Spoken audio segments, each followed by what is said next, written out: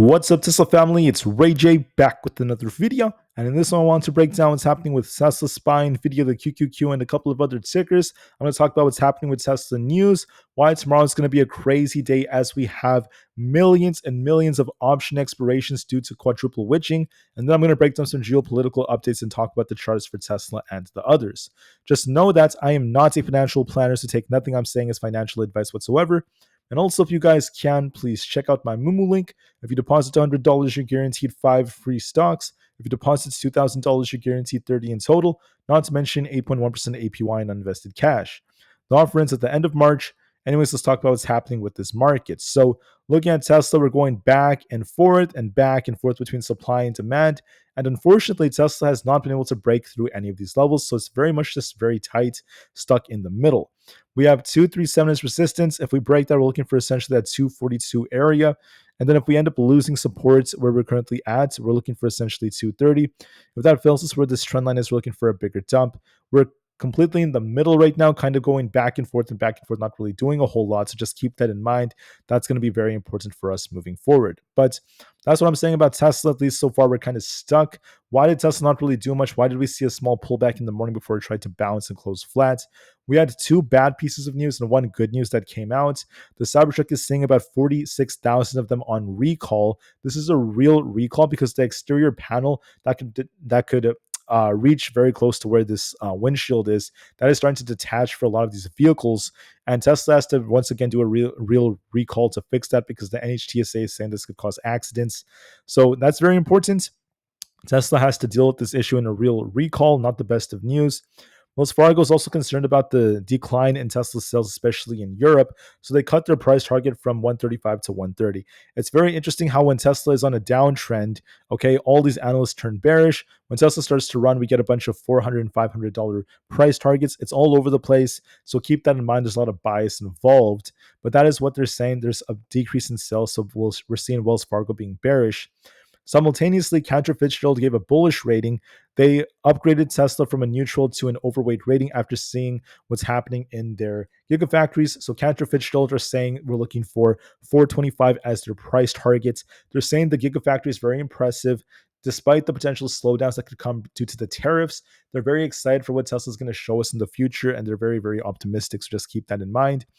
And then besides that, the market was very flat. So an interesting trend is the market was in the green yesterday after Jerome Powell pumped us. Then we saw a sell-off today, but could that be setting us up for a big launch tomorrow to see us break the highs from this week? We'll see about that just to be safe, guys. So be very, very open-minded. On top of that, I want to say that there's a very, very good chance we do turn bullish with this move because typically what happens is when we're bearish on Thursdays, the market tends to be more bullish on Fridays. That's what typically happens. So I'll give you guys more insights about that, at least going into tomorrow. Tomorrow's going to be Friday, so we have Williams from the Fed giving a speech. But the reason why tomorrow is so crazy is because of the option expirations. So there's nothing coming out in terms of data, just one Fed speaker. So why is tomorrow crazy for option expirations? We actually have what's known as quadruple witching. The third Friday of March is when we have this. What's happening is we have just under 2 million of these calls expiring. We have very close to 4 million of these puts expiring. Okay, we have a 2.05 put to call ratio and a 580 max pain. What does this mean? Basically, I don't think that the market makers would want to cause the market to dump because there's so many puts, okay? Are they going to really want to pay off these puts? Because when one side loses in trading, one side wins. When you're day trading, if we take losses, somebody else is winning. And we're basically the ones who have to pay for the losses. If you kind of think about it, that's what's basically going on. It's just like a football game. You have like two sides. One side's winning, one side's losing. That's exactly how day trading is. So in that case, okay, if the market makers end up dumping the market and people make money off their puts, they're gonna have to pay them off, and I don't think they want to do that. Which is why I think it's very unlikely we see a big dump tomorrow. I think what's more probable is that we could see a small like gap down. The market may dip a little bit during the pre-market, but then as the market opens, I wouldn't be surprised if we start pumping as a result of this. I think that because of how many puts are expiring, but just to be safe, I will be unbiased in my analysis. I'm just giving you guys a heads up about what I think is very probable. Also, don't forget we have a 580 max pain and a 2.05 put to call ratio. We're 2.4% below max pain. So that's a decent sign. When it comes to geopolitics, let's be quick with this. We had Jerome Powell speaking yesterday. His words still affect the markets. The good news from the Fed is that they want to be potentially cutting more than previously expected 1 to 2 years out. The bad news from the Fed is the fact that they're anticipating higher inflation and then also some short term disruptions when it comes to like our numbers, when it comes to what's going on with our overall unemployment. They did talk about that as a possibility, but they remained optimistic. There was a lot of uncertainty with Jerome Powell, which is why the market's kind of dumping, then pumping, then dumping and pumping back and forth and back and forth. But overall, it still held support and we're still doing a good job. The Bank of England also followed the US markets. They're basically keeping their rates the same, just like how the US did that. So that's some big news. And then the European Union is going to be delaying the implementation of their first set of tariffs in retaliation to what President Trump wants to be doing. So President Trump has increased tariffs on steel and aluminum. The European Union wants to increase tariffs back, but they're delaying them, which is a good piece of news. This is going to be affecting lumber, manufacturing, all kinds of like different products involved in that. So keep that in mind. That's what the EU is doing. They're delaying tariffs, which is bullish news. The last thing is that President Trump has not been talking as much about implementing more tariffs right now. Instead, he's talking about how we have to get ready for April 2nd because it's going to be a very, very big day. So he's basically just hyping up April 2nd. So that's what's giving the market some leeway. There's not as much tariff talk right now. But at the same time, President Trump has been focusing on Russia and Ukraine. I say this because what's going on is he is trying to negotiate with both sides, Russia and Ukraine, and we'll see if they come to some kind of consensus. So I'm going to be waiting for that as time goes on. But just keep in mind, there's a lot of things that Russia are demanding, they're negotiating, and if there is any talk of a ceasefire deal over the weekend or next week, that's going to be bullish for the stock market. So keep that in mind. It's another potential catalyst. For earnings, we just had Nike. We have NEO for tomorrow. Real quick, they beat. So Nike beats on EPS with 54 cents. Revenues up at 11.27 billion, but their margins are down 3.3%, and their overall sales channels are a little bit weaker. Sales are down about 12% when it comes to their the direct sales channels, and their wholesale revenue is down 7%, which is why the share price is down a little bit. The market is still at extreme fear. We'll see if we become just fearful if the market gets bought back up. Everything is still kind of like in these extremes. The put to call option ratio went down just a little bit as we're seeing a little bit less put buying relative to like the last couple of days. And then lastly, we're also seeing the VIX dipping, which tends to be a bullish signal. So what is my view of the markets? I think that there's a good chance the market does see upside tomorrow. That's my prediction, but it depends on these factors. If Tesla starts dumping, hypothetically, we have like a rejection here. If we end up losing this trend line, so if we end up rejecting and we fell at 233 and we fell at 230, we're looking for a move back down towards these lows around the 225 area. If we're bullish, we end up breaking past 236. We're looking for an attempt to get back up towards 242. If that breaks, we're looking for an attempt to get back up towards these higher levels like 248. Okay. The bullish cases break 242. The bearish cases lose that like 227 area and we start dumping or pumping depending on which way we break. Now, for the time being, Tesla is getting tighter. Okay. A big move will be coming in the future, but we're getting tighter and tighter and tighter and tighter like this. So I do think we're going to do something like this first before we break out to the upside or the downside, depending on which way we break. So for now, Tesla is just range bound. There's not really much of a direction. I can't make promises yet for now, but I do want to mention that there's a good chance the market does see kind of like a dip and a bounce tomorrow. As long as Tesla does not have bad news, we could be looking for a move like this where we test 233, then we push up towards like the 241 area and we kind of consolidate. Maybe we break out, but we'll have to see if we get a breakout or not. But this is what I'm most likely going to be anticipating for now, a move like this where we just consolidate and see a little bit of upside. So we'll see how it goes. As far as SPY goes, I think that we're going to likely see a very similar move to today where we kind of like gap down and we see a little bit of a dip tomorrow morning, but then we try to bounce. I say this because of this trend right here, and this could be very bullish for Tesla as well. If you look at the trend, we used to be making lower highs and lower lows like this, lower highs and lower lows. Now it's shifting in a way where we're making a higher high, higher low, higher high. We're still trying to make higher lows.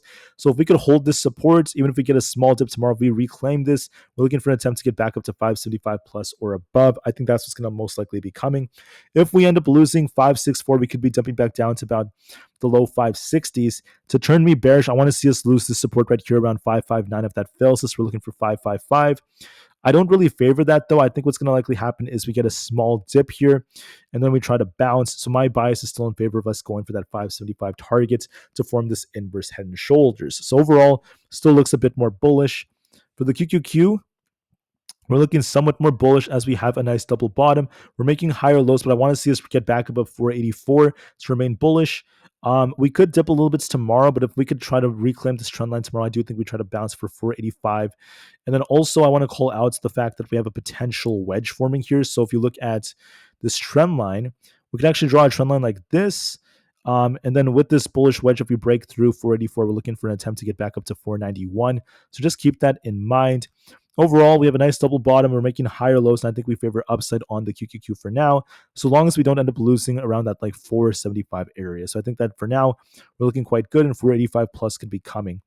For the Russell 2000, we look a bit more bullish. I just don't want to see us lose 203. As long as we're above that, we're looking quite promising. Keep in mind that this also resembles kind of like an inverse head and shoulders. We have a potential like left shoulder here, a head, and then maybe like a right shoulder forming. And then that could be pushing us up for that 210 target. Now, if we end up losing 202, I will become a little bit more bearish, looking for some downside, but I find that to be a very, very, very unlikely. I'm favoring us trying to bounce back up for 210.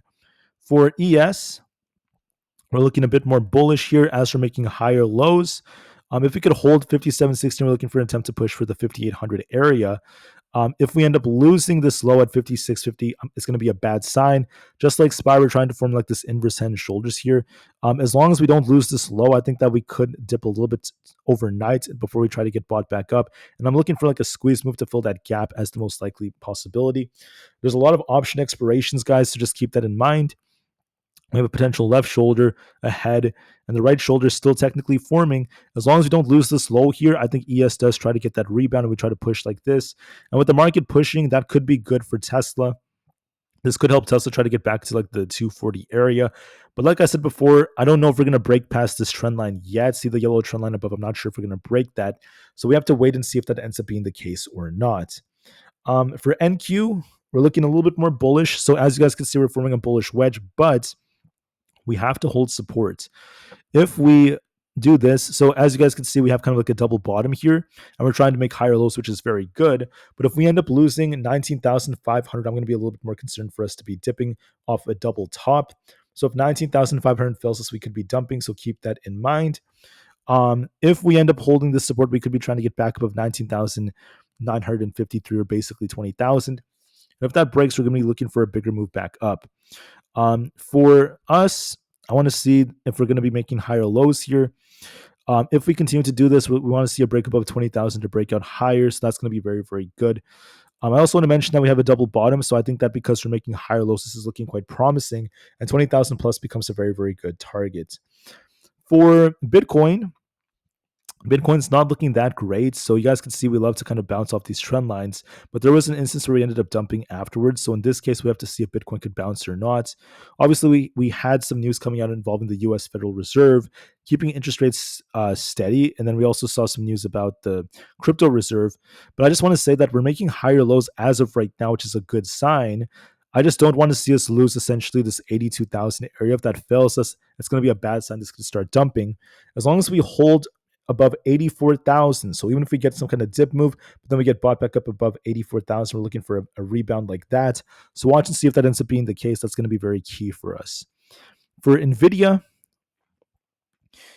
has a nice inverse head and shoulders like pattern as well. If we end up losing this low around this 114 area, it's going to be a bad sign. If 114 fails us, Nvidia could be dumping to like 111. So that's the more bearish case in case we do end up losing 114. However, my gut tells me that that's not going to happen. I'm hoping that we try to hold 114. So if we end up forming this inverse head and shoulders like this, right, and as long as we hold above this low, as long as 114 fails us, as long as 114 holds, excuse me, guys, as long as 114 holds, we're looking for a big bounce for 123 to 125, right? And I think that that's what NVIDIA is going to be doing. We just need to see this low hold for confirmation. For Tesla, like I said before, we're range bound. I do see some upside potential in it for a small push towards the trend line, but I'm not sure if we're going to break it. It depends on how this ends up reacting. Could this be like an inverse head and shoulders? It depends if Tesla could break past 241. If we break 241 to 242, then I'm looking for essentially 250, but that depends. The market may try to push We'll see how it goes.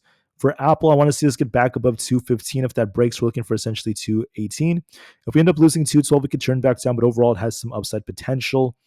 For Netflix, and by the way, guys, I do apologize if I'm going kind of fast. There's a lot I'm trying to go over in this video and limited time. But anyways, looking at a Netflix, we're making higher highs and higher lows so far. I do not want to see this lose 938. If we lose 938, this is going to start dipping tomorrow, but I don't think that's going to happen. I'm just giving you guys a heads up about that level. We could test that and then balance. And if we continue to ride this trend line, we're looking for essentially the 990s and eventually 1000 area. So there's potential in this nonetheless. For MicroStrategy, we're making higher lows so far, forming a double bottom. If we end up losing 285, we're looking for a dump, but as long as we're above 304, we're looking for an attempt to go higher. This is forming a big George W, which is what my friends call this. It's basically a nice double bottom, which typically favors upside. So I do think we're forming a move like this. We could dip first to 292 or so. It does look kind of weak here, but then it could be bouncing back up to the 320s as time goes on.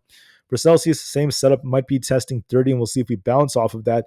I think this is a very bullish accumulation, which will take this higher, but there might be a dip first.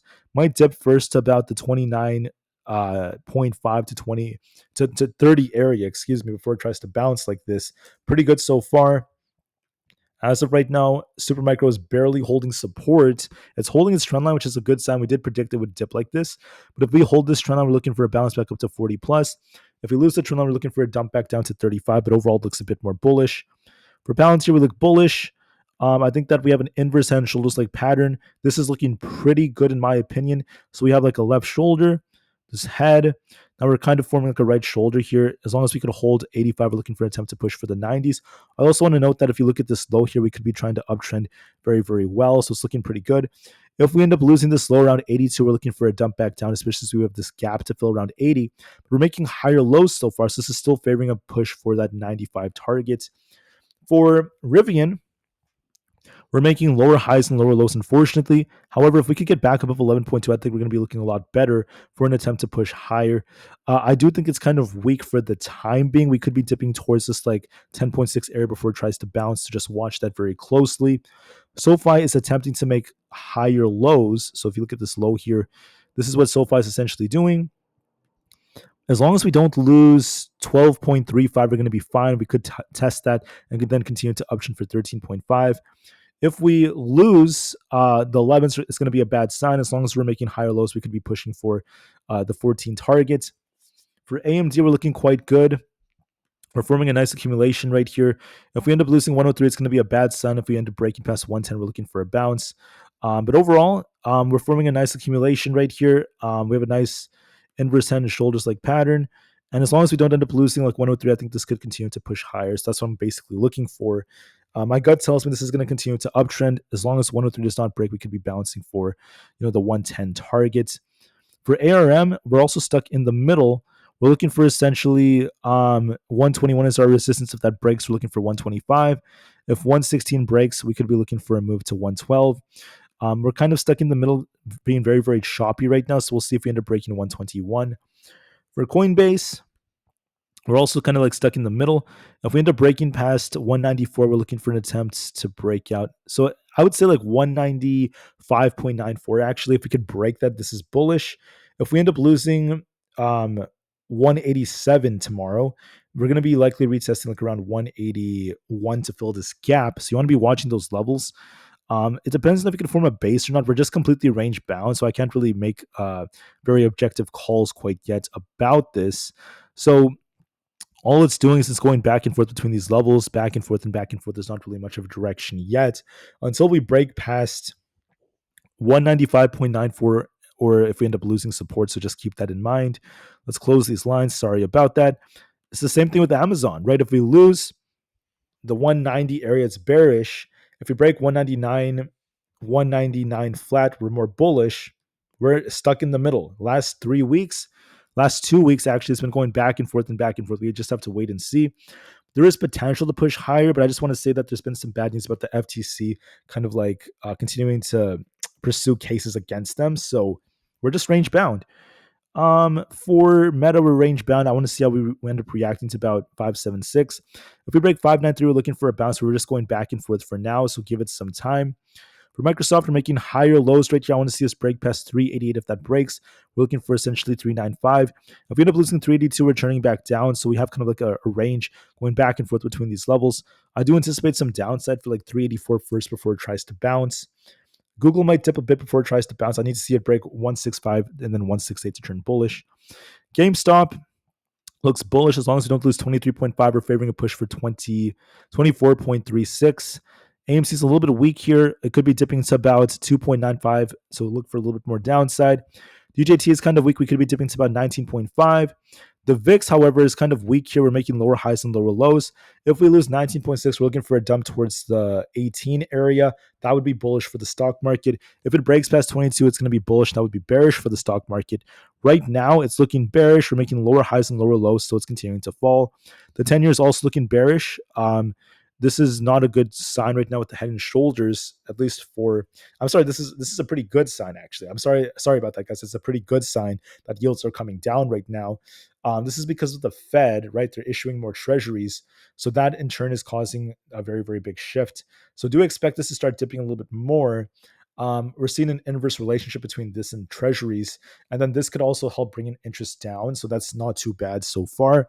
The dollar, we're going to be watching to see if this holds 103.8 or not. If it loses that, it could be dipping, and that could be good for the market. So, in a nutshell, I think that what's going to likely happen is we kind of dip in the morning, then we see a nice squeeze tomorrow. I think the market's going to see a big bounce. And I think that that could help Tesla to some extent. Tesla could also dip kind of like the market, retest like 233 to 230. As long as we don't lose this trend line, though, it could kind of dip and then bounce. And hopefully we try to get back above 237 for a temporary move up. As of right now, it's very tight, so I'm not expecting to be too big. And then don't forget, we have lots of options expiring for tomorrow, which is going to cause a lot of volatility. Likely a squeeze towards the end of the day, in my opinion. So we'll see how it goes. Watch your levels just to be safe. Watch for confirmations. I'm here to be very unbiased for the most part. Obviously, I have my bias for what I think is going to happen, but I try to give you guys preparation for both sides just to keep you guys safe. So watch your levels just to be safe. I'll see you guys tomorrow. Have a good rest of your day and get ready for Friday, guys. One more working day left for the weekend. We have the weekend coming. So take care. I'll see you guys tomorrow and peace out.